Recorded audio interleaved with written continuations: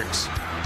AP Top 25 football this week. No change among the top four. Texas remains number 1 at 4-0 with 3-0. Georgia at number 2. The Ohio State Buckeyes are 3-0 and remain number 3, while the Alabama Crimson Tide are 3-0 and are number 4. Tennessee up 1 spot this week to number 5. The Volunteers are 4-0. Ole Miss dipped a spot to number 6. They're 4-0. 4-0 Miami up a spot to number 7. 3-0 Oregon up 1 spot to number 8. Penn State's number 9 up 1 spot. They're 3-0. Utah jumped 2 spots to number 10. They're 4-0. The biggest jump this week, Michigan up 6 spots to number 12. The Wolverines are 3-1. Couple of big drops. Oklahoma and Oklahoma State each down 6 spots. The Sooners number 21. The Cowboys number 20. Kansas State fell 10 spots to number 23. Bundle auto and home, renters or condo, and save with Progressive. That's the SportsGrid Sports Flash. I'm Chuck Sanders. I'm still going for it, even with higher stroke risk from atrial fibrillation and a regular heartbeat not caused by a heart valve problem. Over a 3-year study, Eliquis apixaban tablets reduce stroke risk better than warfarin, and over 97% of Eliquis patients did not experience a stroke. A first stroke occurred in 2.9% of warfarin patients versus 2.3% of Eliquis patients. Don't stop taking prescription Eliquis without asking your doctor. It may increase your stroke risk. Eliquis can cause serious and in rare cases fatal bleeding. Don't take Eliquis if you have an artificial heart valve, abnormal bleeding, or antiphospholipid syndrome. While taking, you may bruise more easily or take longer for bleeding to stop. A spinal injection while on Eliquis increases risk of blood clots, which may cause paralysis, the inability to move. Get medical help right away for unexpected bleeding, unusual bruising, or tingling, numbness, or muscle weakness. Medications such as aspirin products, NSAIDs, SSRIs, SNRIs, and blood thinners may increase bleeding risk. Tell your doctor about all planned medical or dental procedures. Learn more at Eliquis.com or call 1-855-ELIQUIS. If only there was some source of sports gaming strategies and information that blended everything together to give you the winning edge on gaming, odds, matchups, and more. If only. Get the hint, Sporto? This is the SportsGrid Radio Network.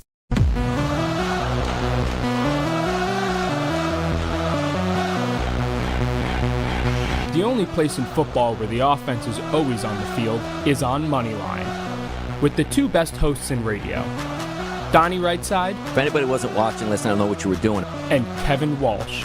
Act like you've been there before. On the SportsGrid Radio Network, SiriusXM Channel 159. Oh, how about that? Little Moneyline here on SportsGrid on a Tuesday. Kevin Walsh with you for the next hour as we are live on SiriusXM Channel 159. My solo style for the week. Last week was an absolute blast. I appreciate everybody who stopped by. We've got JP, of course, controlling the 1s and 2s. For those that want to get involved on YouTube, the chat box, as Donnie calls it, is open and available. Any questions and comments, you can fire them in there. We'll hit them with what time certainly provides. And we've got time here on a Monday. We've got a couple of things that we need to get to. A Monday night doubleheader is certainly one of them. There is plenty out there for us to sink our teeth into and break down here on what has been a eventful week number 3 of NFL action. But I want to start a little off the beaten path, if you'll allow me. Because here on this Tuesday, no NFL, of course. We're not at the point just yet where we're getting college football games on Tuesdays either. Temple Army on a Thursday, though. I'm sure JP's excited. But we have full Major League Baseball boards. And tonight, you will have 2 WNBA games as well, because the WNBA's postseason is underway. I imagine a lot of you out there are loosely aware that the WNBA's postseason began. I am also even more certain that mostly none of you watched the WNBA's opening day of postseason action, which was on Sunday. What is this league doing? I mean, truly, someone tell me, what are they doing? I cannot for the life of me wrap my head around how the WNBA thought that they should open their postseason on a Sunday in September. There is absolutely no excuse for that. A league that this year has absolutely elevated the attention that it commands. A league that I love talking about. You know that I've game time decisions, BATRs with coach. You know I cover the WNBA in a real way too. And I've seen people who at prior points wouldn't be all that interested in the W come around, start to get invested in the league. Yeah, there's certainly been some investment from people who are, again, using it for debates you wish they weren't. But it's all, again, it's led to more eyeballs on this sport. How did you open up your postseason on a Sunday in September against the NFL? Liberty Dream game number 1, no eyeballs. Sun Fever, Caitlin Clark's postseason debut, no eyeballs. Lynx Mercury, come on. Aja Wilson, unanimous MVP, and the Storm playing at night on a Sunday. I mean, come on. Running up against Sunday Night Football with the Kansas City Chiefs in Atlanta. I'm not doing this to bash the players or the product. I'm doing it because I like the players and the product. How do you open in a Sunday in September? And don't tell me it's because of the break. Don't tell me that.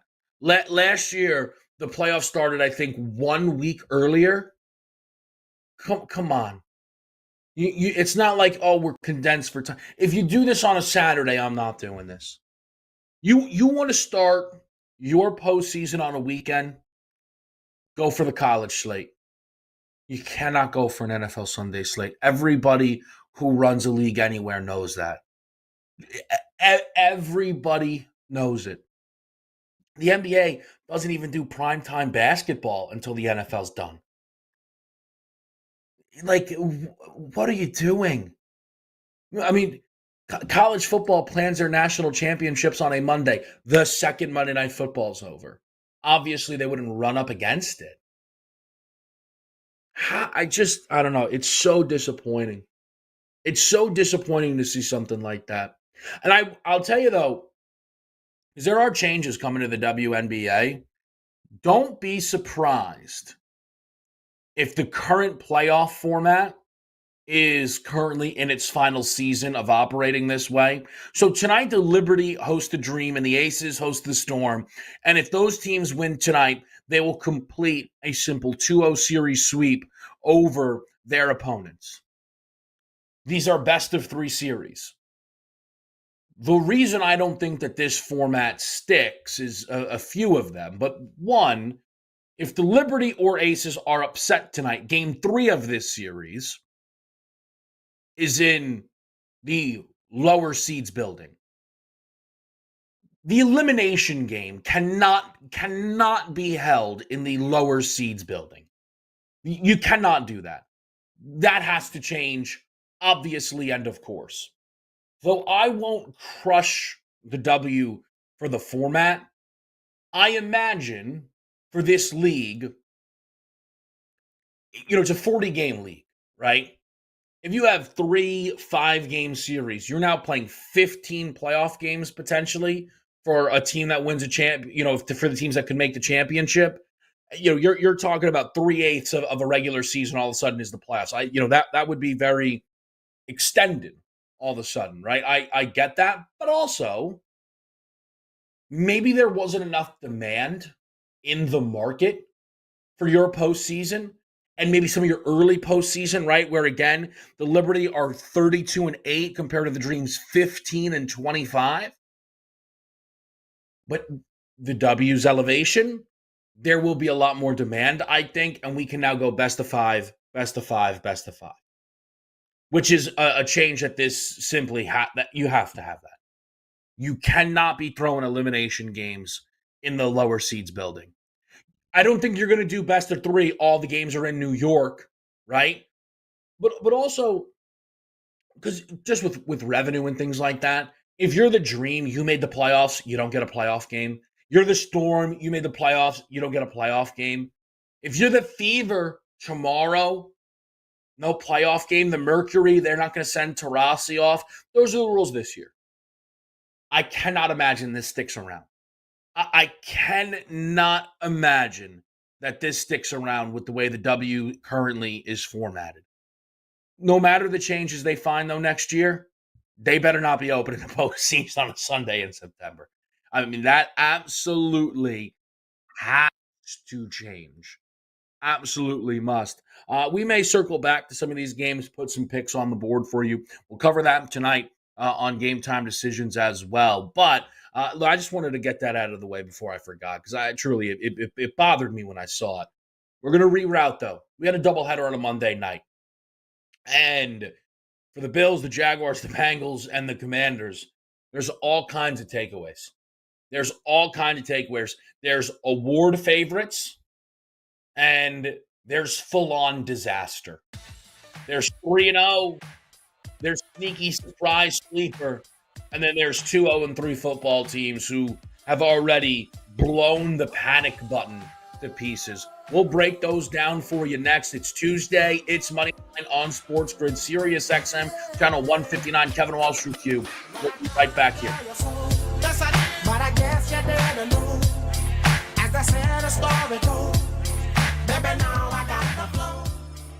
We never stop giving you the winning edge. Sports gaming strategies, insights, and information. 24/7. We haven't seen the sun in weeks. This is the SportsGrid Radio Network.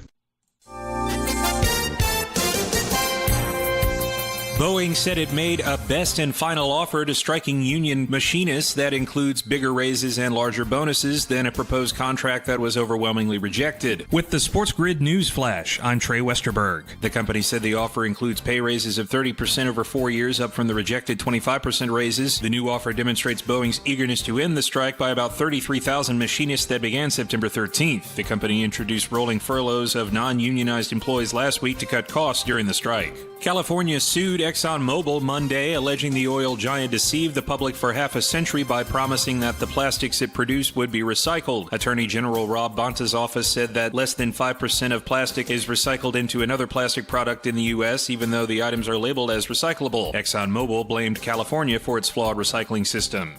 I'm Trey Westerberg with the SportsGrid News Flash. Whether you own a local business or a global one, you know that these days, generating growth is a challenge. By teaming with Bank of America, you'll not just stay ahead of the curve, you'll move it. With access to experts, award-winning insights, and business solutions so powerful, you'll make every move matter, locally and globally. Visit bankofamerica.com/banking for business to learn more. What would you like the power to do? Copyright 2024 Bank of America N.A. I can't wait for golf this weekend, huh, buddy? Time flies. Love you, man. Oh, don't forget your knee brace again. We aren't in college anymore. Moments together matter, so help protect yourself from RSV. If you're 75 or older or 60 plus with a chronic condition like asthma, COPD, heart disease, or severe diabetes, you're at higher risk of landing in the hospital from RSV, and there are no prescription RSV treatments. Check eligibility and schedule your RSV vaccine at vaxassist.com. Sponsored by Pfizer.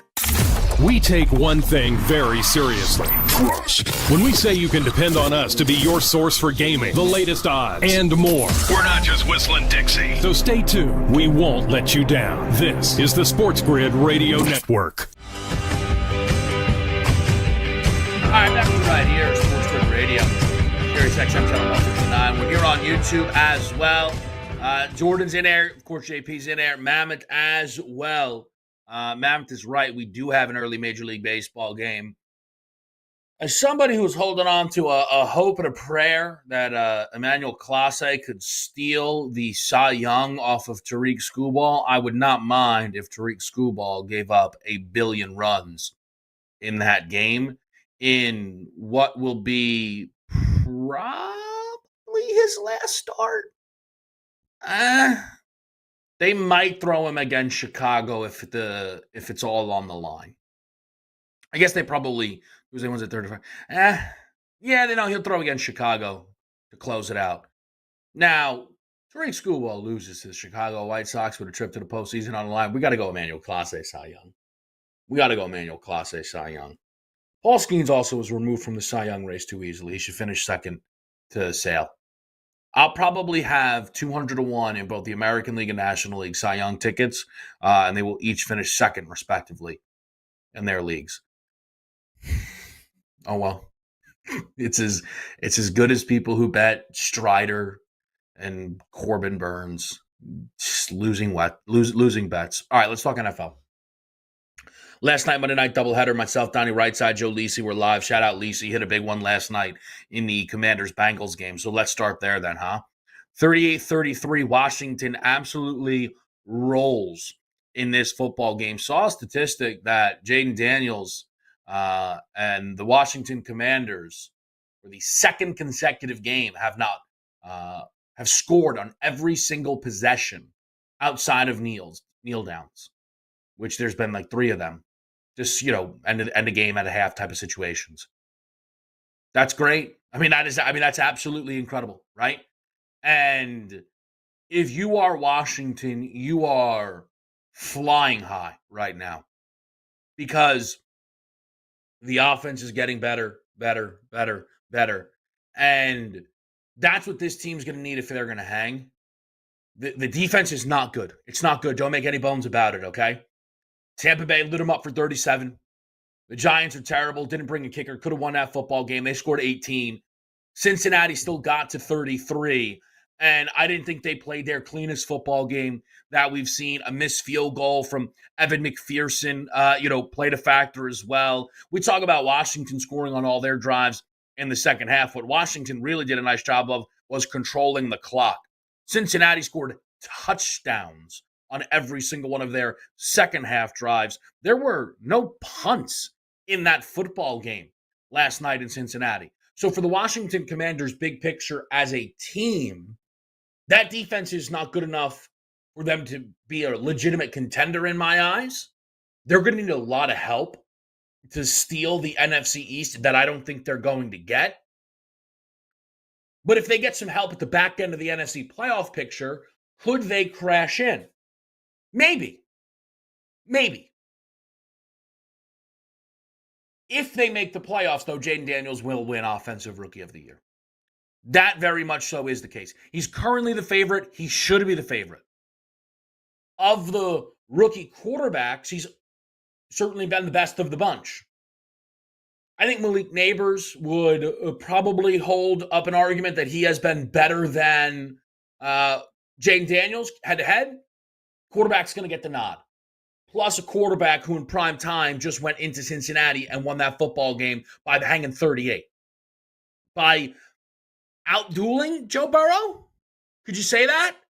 Better passer rating, better QBR. You probably could. You probably should. That throw to Terry McLaurin and that football game was absolutely incredible. Jaden Daniels for me has this weird thing. Sometimes his deep passes, they look like they're just kind of being thrown away and then they land right where the wide receiver is. He does throw a good deep ball. He does. That was the case at LSU, and it's the case on the rare occasions that Cliff Kingsbury lets him do it.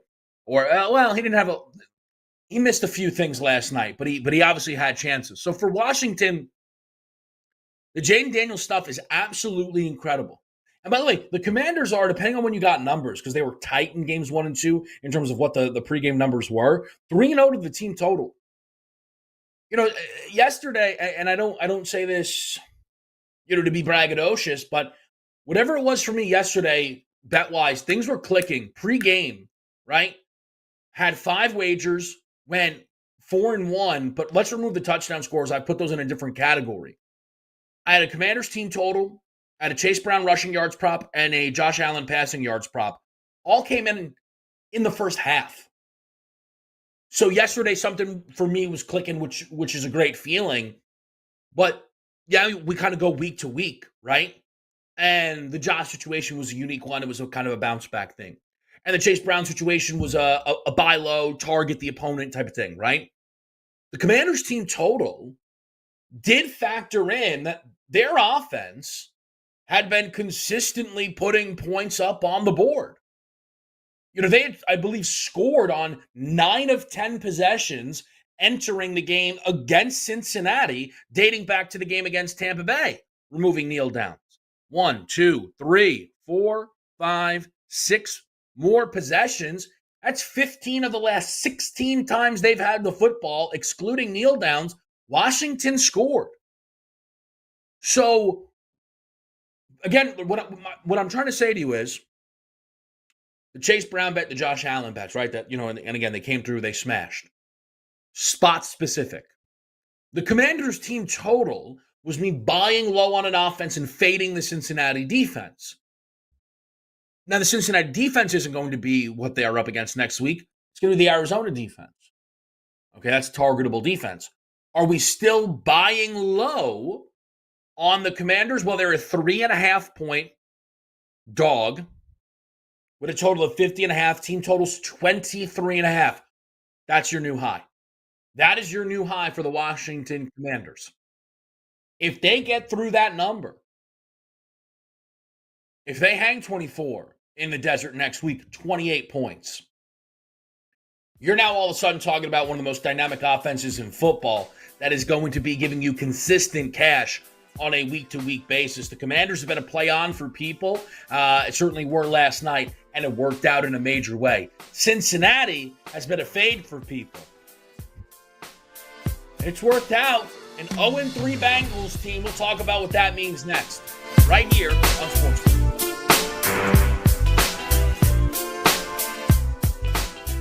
We give you expert analysis and information 24 hours a day, 7 days a week. Any easier and the government would ban us. This is the SportsGrid Radio Network.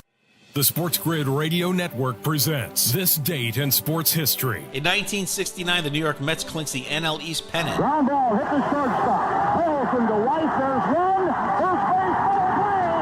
The Mets win. Then go on to beat the Baltimore Orioles in the World Series. Hall of Fame pitcher Tom Seaver. It's the kind of thing that happens to other people. It doesn't happen to you. And then it does happen, and it's like you're living a dream. For SportsGrid Radio, I'm Mike DeMurgis. The Technology Minute with George Capalbo. Purdue University physicists have opened the world's first quantum disco with the world's tiniest disco ball. And by tiny, I mean a disco ball 1/100th the width of a human hair, made of glowing fluorescent nanodiamonds levitating inside a pure vacuum, spinning 1.2 billion times per minute. The point? Not to improve your platform shoe disco finger, but to simulate what happens to qubits inside a quantum computer. Computing power that could be 150 billion times faster than yesterday's supercomputer. And that's a lot cooler than John Travolta doing the funky chicken.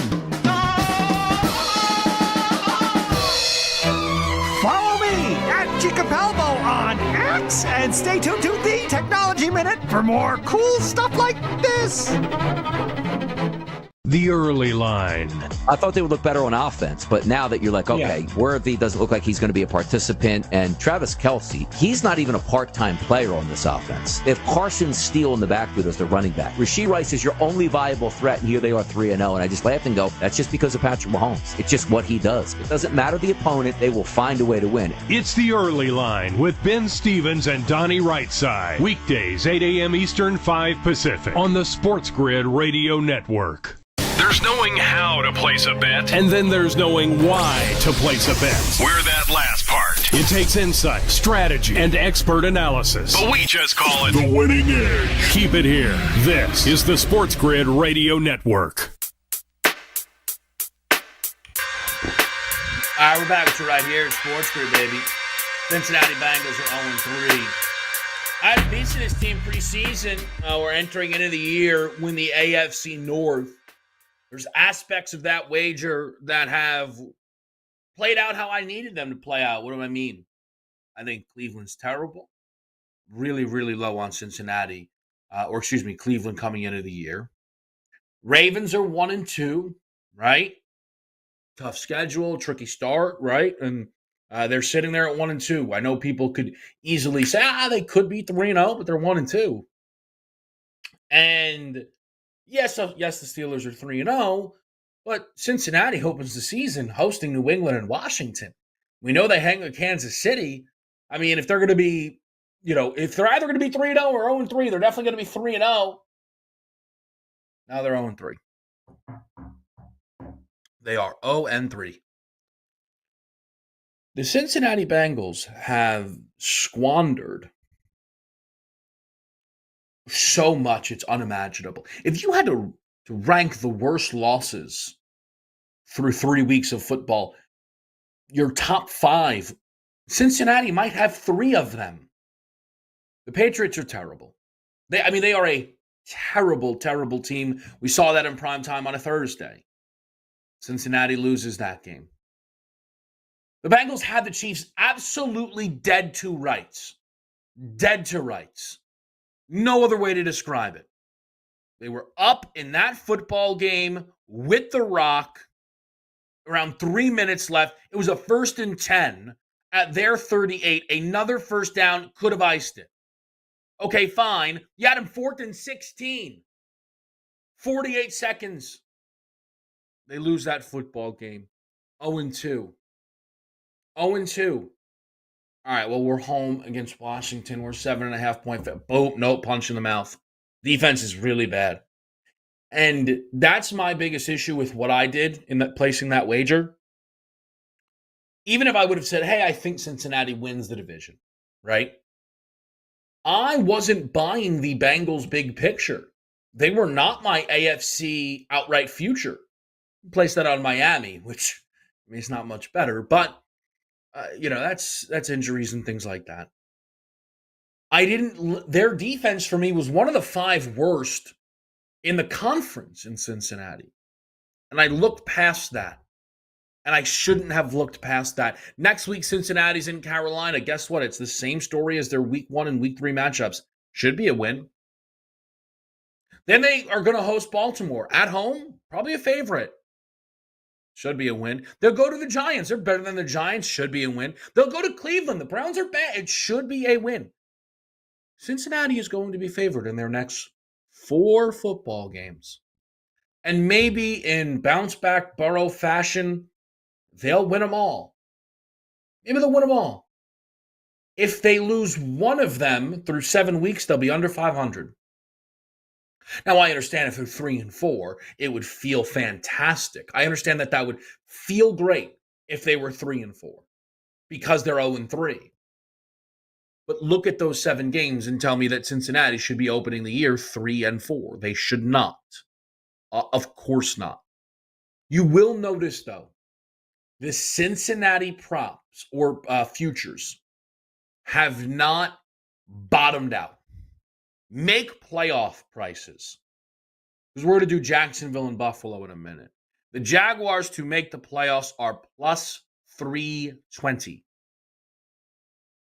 The Cincinnati Bengals to make the playoffs are plus 122. Massive gap. And if you think about it, right, if you're Jacksonville, you look around the AFC East, the Indianapolis Colts only have 1 win. The Titans are an 0-3 football team, and the Texans are 2-1. The circumstances around Jacksonville, just from their division, are kinder. Where if you are Cincinnati and you look, there's a 3-0 Steelers team in there. No one else is winless, and we know Baltimore's pedigree. The Cincinnati numbers haven't bottomed out, and that is because of the schedule. But again, because of the schedule, this team was supposed to be in a great spot, and they have blown opportunity after opportunity after opportunity. Week to week, there could be some Bengals action. Big picture, that defense will stop them from having any chance of being a true AFC contender. I didn't expect Buffalo to be a true AFC contender. That's egg on my face. They might be the best team in football. We'll talk about that next, right here at SportsGrid, baby.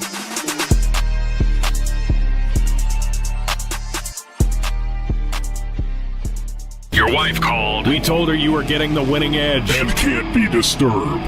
Dude. Does she always yell like that? This is the SportsGrid Radio Network. Progressive presents the SportsGrid Sports Flash. I'm Chuck Sanders. Looking for Coleman. He's got it, and he's into the end zone. The rookie with his first touchdown as a pro. The call on Bills Radio in Monday's 47-10 win over the Jaguars. Buffalo improves to 3-0, while the Jaguars are 0-3 with the loss. Josh Allen, 23 of 30 passing for Buffalo, 4 touchdown passes, 263 yards. 15-10, race to the end zone. Touchdown! Touchdown, Washington! Austin Eckler! Commanders Radio, 38-33, the win at Cincinnati on Monday. The Commanders are 2-1 with the win, while the Bengals drop to 0-3. Cincinnati's Joe Burrow, 29 of 38 passing, 324 yards, 3 touchdowns in the losing effort. Jaden Daniels connected on a pair of touchdown passes and rushed for another. Bundle auto and home, renters or condo, and save with Progressive. That's the SportsGrid Sports Flash. I'm Chuck Sanders. The holidays are coming, and Lowe's is here to help you get ready. Right now, get up to 35% off select major appliances. Plus, save an additional $75 on select cooking appliances, $899 or more. And get even more of an interior refresh with up to 40% off select vanities and free delivery. Because Lowe's knows holiday hosting. Valid through 10/16. While supplies last. Selection varies by location. Appliance savings vary based on purchase amount. Exclusions apply. See Lowe's.com for details. Some people just know they could save hundreds on car insurance by checking Allstate first. Like, you know, to check you have a full tank of gas first before road tripping through the desert. Empty? Seriously? Maybe I can walk. Yeah, checking first is smart. So check Allstate first for a quote that could save you hundreds. Maybe I can't. You're in good hands with Allstate. Savings vary. Terms apply. Allstate Fire and Casualty Insurance Company and affiliates, Northbrook, Illinois. SportsGrid is available on the radio, internet, TV, satellite, And don't forget our mobile app. So if you're not getting it, you're just not trying. Keep it right here. This is the SportsGrid Radio Network. SportsGrid Radio. Kevin Walsh will be here. It's Moneyline on a Tuesday solo style. DRS will be back tomorrow. That means he will knock it down Thursday. Thursday Night Football this week, Giants, Cowboys. Dallas is off to a disappointing start, undoubtedly. But again, that does not register the same way Cincinnati does, or even Jacksonville. You know, the thing for Jacksonville, though, is you pick your head up and you're like, hold on a minute. We had to go to Miami, to Buffalo, and now next week to Houston in 3 of our first 4 games. I guess this was supposed to be a rough start. Well, if you're Jacksonville, you should have beat Miami, and you lost to Cleveland, so it doesn't really cover things up, even if the Buffalo Bills are presenting early returns as the best team in this league. And I think that's what Buffalo has flashed through their first 3 games. It's 3 games, right? But I think they've flashed best team in the league. And that means that I was way wrong on Buffalo. I was not in on the Buffalo Bills coming into this year in any way. I was in on Buffalo last year. I thought last year was the chance to buy low on the Bills. And, you know, I guess in somewhat, you know, Josh Allen era Bills fashion, if not for a loss to Kansas City, I think they probably win the Super Bowl. That's just kind of how it feels. The Ravens were losing that conference title game to whomever they played. I just think based on the way that played out, if you will, that's just kind of how that feels to me. And then they would have played the night, but who cares, right? Like, they didn't even make the championship game. And then the offseason wasn't, for me, I didn't think great. You lose Diggs, you lose Gabe Davis, the replacement's Keon Coleman. Defensively, I didn't think there was as much pop back there. And that was one of the first aspects I was wrong about this team. Now, tougher tests are coming for the Bills. The next 3 games they play has to be the most difficult stretch of football anyone plays all season long. At Baltimore, at Houston, at the Jets. In my eyes, 3 of the 10 best teams in the league, 3 of the 5 best in the conference, all on the road consecutively. The Bills have, and I'm not saying the Bills haven't proven themselves, right? I'm not acting like they've played the Patriots, and the Patriots. I'm not saying that whatsoever.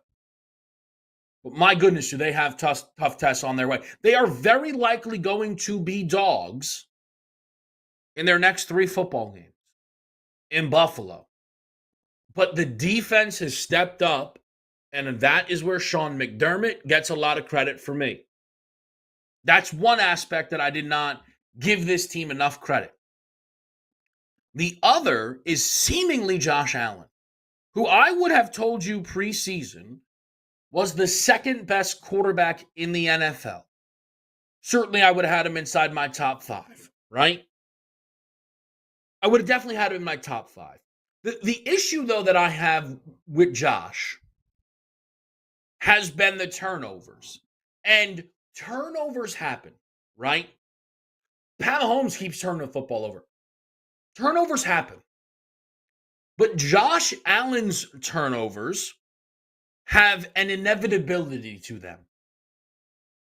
Josh Allen last season with 18 interceptions did not go consecutive games without throwing a pick. In fact, there were only 3 games all of last regular season where Josh Allen didn't throw an interception. We've played 3 games. He hasn't thrown an interception.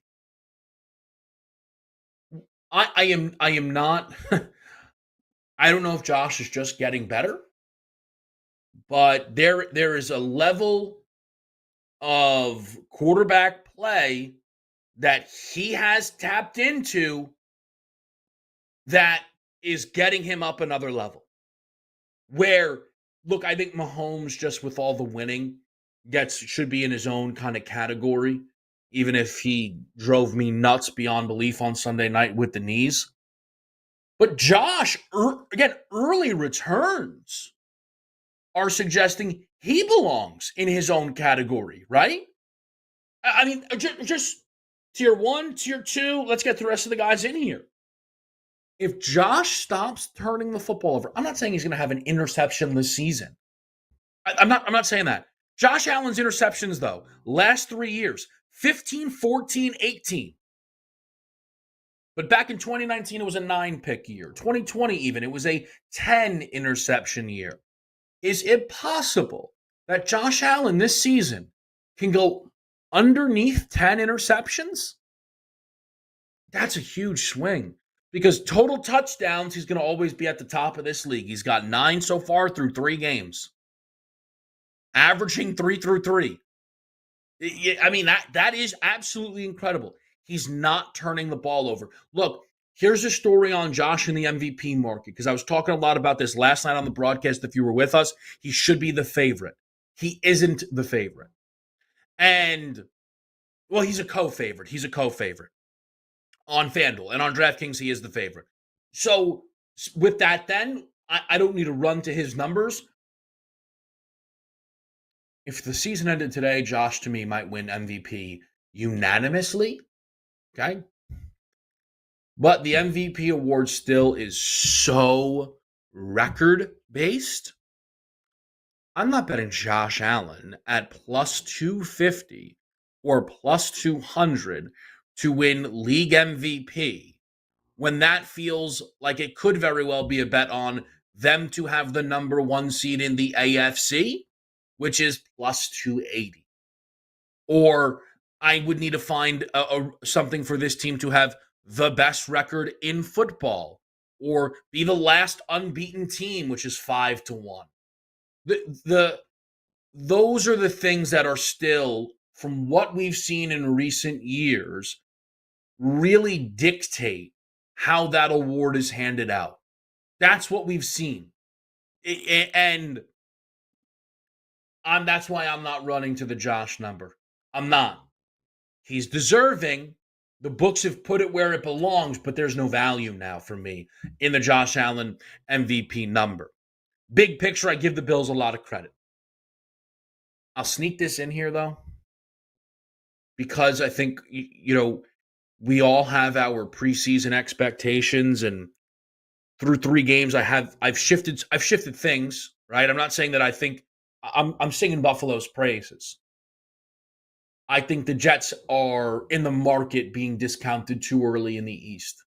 I do. I entered the year thinking that Buffalo was the third of the trio. Right? Okay, so I swing and a miss. Okay. Miami with the injuries. I got it. Bad. It's bad.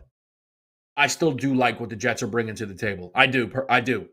And I'm lurking around some Jets futures.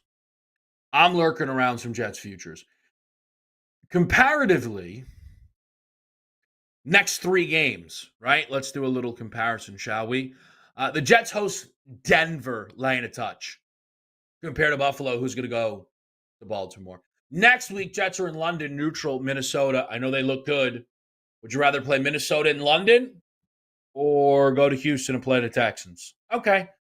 And then that third game, what's that? Monday night in New York, Jets hosting, and the Bills will be on their third straight road game. I know the Jets coming off of London are sacrificing some of the schedule advantage. It's still a big one. Would you be shocked?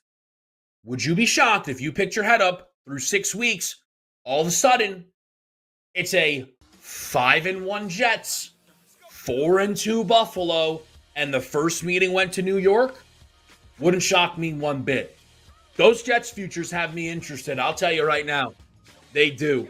You should. I'm not an Oregon fan, but it's a nice shirt. We'll do a little college football with you next. We're live on a Moneyline, baby. Keep it right here on SportsGrid. Hands up and wave, get a drum or something. I already gave the summer. Lost in a sea of stats, averages, and injury reports? It's okay. You found it. Sports gaming strategies and info. This is the SportsGrid Radio Network. Progressive presents the SportsGrid Sports Flash. I'm Chuck Sanders. Major League Baseball Monday, the Phillies beat the Cubs 6-2 to clinch their first National League East title since 2011. Aaron Nola 13-8 with the win, 7 strikeouts over 6 full. The Mariners beat the Astros 6-1. Seattle out-hit Houston 13-4. The Astros have dropped 2 in a row, while the Mariners have won 7 of 10. They pull within 4 games of Houston in the race for the American League West title. The Red Sox beat the Blue Jays 4-1. 3 straight wins for the Red Sox, who were 3.5 games out of a wild card in the American League. The Giants doubled up the Diamondbacks 6-3. Arizona's lost 2 straight. They drop a half game behind the Mets into the 3rd wild card in the NL. Atlanta's a game and a half out. NFL, a pair of Monday night games. The Commanders beat the Bengals 38-33. The Bills rolled past the Jaguars 47-10. Bundle auto and home, renters or condo, and save with Progressive. That's the SportsGrid Sports Flash. I'm Chuck Sanders. Pros, now's your chance to save big during Pro Savings Days at Lowe's. Right now, save big on appliances like the GE Stainless Steel Kitchen Suite. Plus, save $40 on 5-gallon pails of Valspar Reserve, Valspar Defense, and Valspar Stain. Shop Pro Savings Days today for big savings on everything you need to get the job done right. Because Lowe's knows pros. Valid through 9/27 while supplies last. Selection varies by location. Mom, meet Sarah. From first-time Nana moments. Yeah, welcome to Flight 101. To annual girls trip moments. Your can't-miss moments are worth protecting against RSV. If you're 75 or older or 60 plus with a chronic condition like asthma, COPD, heart disease, or severe diabetes, you're at higher risk of landing in the hospital from RSV. And there are no prescription RSV treatments. Check eligibility and schedule your RSV vaccine at vaxassist.com. So where should we go next? Sponsored by Pfizer. Think of us as your cool roommate that has this innate gift of somehow always picking winners and never bugs you about doing the dishes or paying rent. Sports gaming strategies and information 24/7. Get the winning edge. This is the SportsGrid Radio Network. All right, we're back to right here on SportsGrid. I know I didn't really get into Jacksonville too much, but you want to talk Doug Peterson's getting fired? I'm good. That's where they're trending. That's where they're trending. We're here with you, though, on Moneyline again. YouTube's open, SportsGrid on demand. Feel free to jump in there. Brett, JDM said they were underdogs against Miami, talking about Buffalo. Yes, they... Oh, I get it, Brett. JDM, excuse me. I get it. Hold on. I'm not telling you Buffalo can't win multiple games in the upcoming 3 weeks.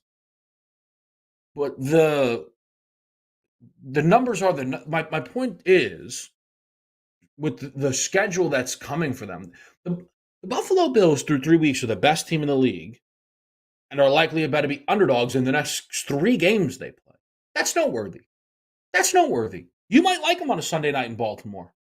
Early look for me, Ravens. I think it's a good Baltimore spot. Is really what it comes down to. That's the early look for me, is Ravens.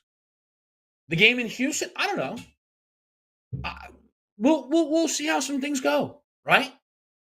And again, I think the Jets are in a much better schedule spot in my eyes for that matchup. But yeah, Buffalo's going to win games as a dog. Buffalo's absolutely going to win games as a dog. That's fair. And you can go and grab those Bills futures. What I'm saying though is, do you guys think Buffalo should be minus 180 to win the East right now?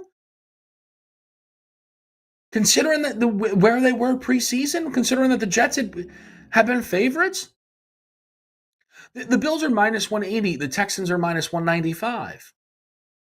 I don't know. That feels like that should be a bigger gap. Maybe it's Houston should just have a bigger price to it. Maybe that's it. But it just feels a little strong, in my opinion, the Buffalo numbers. Even if we take it to the conference outright market, plus 390 Buffalo, plus 950 Jets, that just feels way too strong. Well, more than double the number on Buffalo. I can't get there. I cannot get there to the Bills prices. I'm tempted by the Jets numbers. I am. That's where I'm at here. Shall we talk a little college? So, man, there's so many places we could go to college football. We got Georgia Bama coming up on Saturday. Cannot wait. I've mentioned this in spots before. I'll mention it again here, though. I am lurking around the outright market for college football, specifically on the Georgia Bulldogs. However, preseason, I thought that Bama was in a good spot. At home off a bye. Georgia is off a bye as well, but Kalen DeBoer in his time at Washington was absolutely brilliant off of a bye. I don't think that Bama is as good as Georgia. I don't think they're multiple levels underneath them, though. I think that Bama can win that game. If Georgia wins, we'll go to FanDuel, all right? Because that's probably what a lot of you have, right? 4-1 Georgia. Plus 340, Ohio State's the favorite. Texas right now checks in at plus 480, and then Bama is a plus 750, okay? If Georgia wins, where do we think the number goes? I would say the shortest possible number is plus 300. That's what feels like the shortest possible number we see. Maybe it goes a little bit lower than that. I'll call 250 then. Plus 250. If it's any shorter than that would stun me. That would stun me. If they lose, you might now get some compounding fear on the Bulldogs with the way they looked at Kentucky, a loss to Bama. I think it's very possible that their numbers are 6-1 or longer, and I would be interested in betting Georgia at those prices. Because now you're getting double the Georgia number preseason with the expanded playoff. I still would expect the Bulldogs to make the playoff. So, and at that point, I think their talent, both sides of the football, can still hang with anyone. I'm going to be interested in some Georgia futures if they lose. It's kind of just got to time it right, though, is what it comes down to. I'm going to have some room in the futures market. I have room in the futures market for the Heisman Trophy. I could possibly be interested in Milroe, actually, off of a loss. I've talked about that. One thing I've been looking for, they've not been up and available for some reason. Maybe they will reappear later in the week. I know it's here on a Tuesday. But the combination market of Heisman and national champion, I would like to see what the number is on Milroe Heisman, Georgia national title before the game. I would be interested in placing that bet. I've not found, and maybe I should keep clicking around through a number of books of what that parlay would offer up. Essentially, if Milroe wins the game, right? I think he's going to go to the Heisman favorite. Now, if they win the game 17-13, okay, maybe not, right? Cam Ward on a Friday night rips up Va-Tech. I think Milroe has a chance to go to the favorite with a win, and I'll be happy to have the Bulldogs tickets at whatever number. If Georgia wins, I think Milroe can still win the Heisman Trophy, though. 2 passing touchdowns, 2 rushing touchdowns in every game. I'm curious at what that price would be. But I have freedom in the Heisman market because I'm done on the single guy that I bet preseason, which was Ollie Gordon. And I was wrong on Ollie Gordon, but I can't figure it out.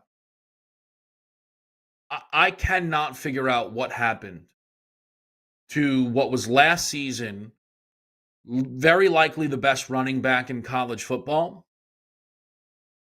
being what he's been. Ollie Gordon has the 6th most carries in college football. The 6th most carries in college football. Okay? If you look at the top running backs in attempts, they're almost all into the 400s. Ollie is at 258. He's averaging 3.5 yards per carry. Last year was 6.1. What happened at Oklahoma State? The whole offensive line's back. They're terrible. They're so bad. All right, we'll close it out with you on Moneyline on a Tuesday night. Don't think of us as just another sports talk network. Think of us as your smart, talkative friend that somehow always seems to have the inside line on winning. This is the SportsGrid Radio Network. The sharpest football contest show in the land, the Las Vegas Football Contest Show, focuses on Circus Sports Million, Circus Survivor, and the Westgate Super Contest, handicapping the games and releasing our contest picks every week of the season. With 2 former Super Contest winners, Brady Cannon and James Salinas, a former NFL player, Mike Pritchard, and over $1 million in contest prize money won combined, the Las Vegas Football Contest Show will have you prepared this season like none other. SportsGrid TV and radio networks are the premier streaming video and audio channel dedicated to serving the sports wagering audience. Found on major smart TV platforms and streaming on SportsGrid Radio and SiriusXM Channel 159. SportsGrid's real-time data, expert commentary, and entertaining analysis transform viewers into informed sports enthusiasts. Our weekday radio lineup begins with the early line at 8 a.m. Eastern with Ben Stevens and Donnie Rightside. Donnie joins Kevin Walsh on Moneyline at 11 a.m. Eastern, followed by Football Full Circle at noon Eastern. Kaplan and crew join the party at 1 p.m. Eastern, and Pharrell Coast to Coast keeps things rolling from 3 to 6 p.m. Eastern. Get in the mix with Kevin Walsh and Game Time Decisions at 6 p.m. Eastern. Evenings simmer with Carver and Lisi, then boils over with Gabe Moritzi on Sports Rage Late Night at 10 p.m. Eastern. To find out where to find SportsGrid that's best for you, go to sportsgrid.com. It's smarter to be on SportsGrid. Moneyline. Titans would be 3-0 if Will Levis just stopped those turnovers. It's like, and again, there will be times to bet Tennessee, but Will Levis is a problem, Donnie. He is one of the worst quarterbacks in football as long as Will Levis protects the ball. It's like, it's like if you bet the Browns, you're like, man, if Watson gets back to form, this team's incredible. It's not going to happen. Catch Moneyline with Donnie Rightside and Kevin Walsh. Weekdays, 11 a.m. Eastern, 8 Pacific on the SportsGrid Radio Network. This is SportsGrid, where we don't believe in hot takes. We're all about vigilance, testing our assumptions, and an insane commitment to the complete elimination of surprise where possible. That's how you get the winning edge. This is the SportsGrid Radio Network. All right, let's close it out here with you on a Tuesday. We're running around here a little bit. Tonight, Game Time Decisions. We're live at 6 p.m. Eastern. That'll be Tuesday night. Tomorrow, Wednesday, I'm going to AEW Grand Slam. I am very excited. Very, very excited. One good thing going for Tony Khan this week. Jacksonville, not so good. Grand Slam should be great. Let me just quickly, with the college football, just want to say, with next week's games, because Georgia, Bama, obviously are big. There's 2 quarterbacks I'm going to be really interested to watch next week. Firstly, I'm going to be really interested to see the danger man, Alex Orji. Michigan gets a huge win over USC. Alex Orji, obviously the guy that they need to go to at the quarterback position. People will try and look at the 7 of 12 for 32 yards. They ran for 290 yards on the ground in that football game.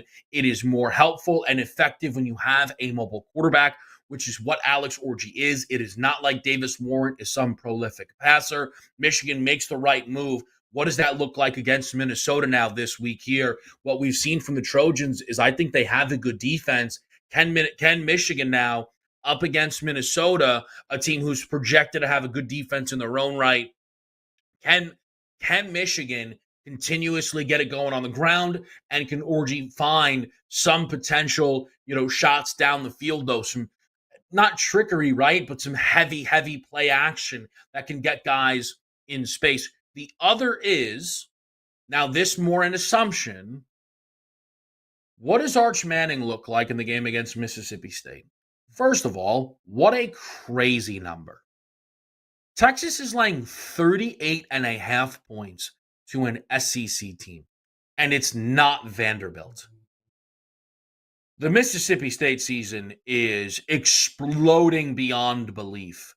If the Toledo loss wasn't bad, somehow losing by 17 points to Florida as a 7-point home dog made it even worse. But I'm assuming Arch Manning goes again.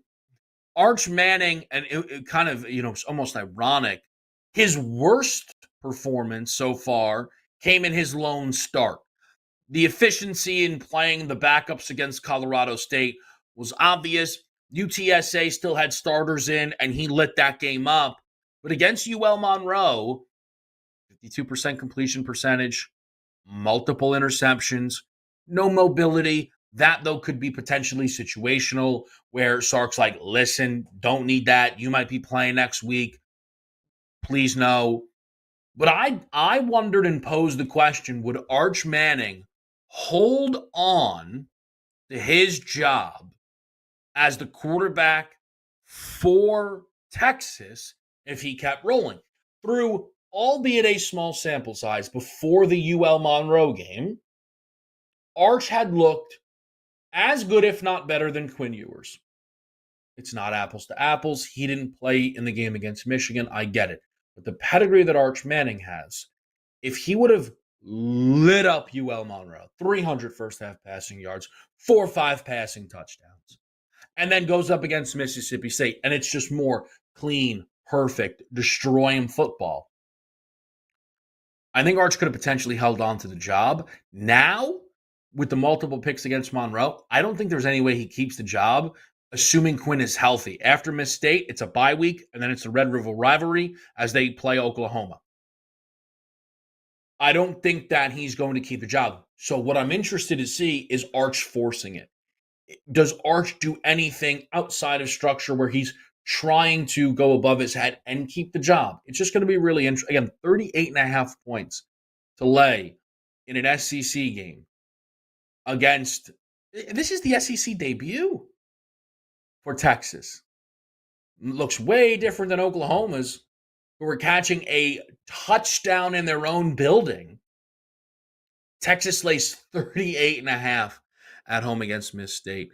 Look, we're running up against it. I want to just give you guys some spots to keep eyes on. Week 4 NFL. There's a few of them that I'm interested in. We'll see how these numbers develop. Okay? I'm interested in the Pats catching double digits. It was 10.5 against the Niners. But if San Fran stays as banged up as they are, there's going to be some opportunities for New England to stay inside that number. Bears has to be under a field goal, but the Rams still are super banged up. And one of the weirder lines, and I still need to figure out what's going on here, but the Colts is a home dog against Pittsburgh.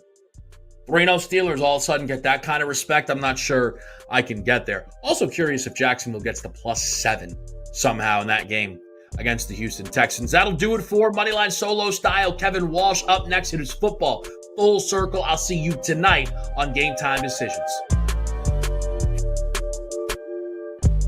You're listening to Sports News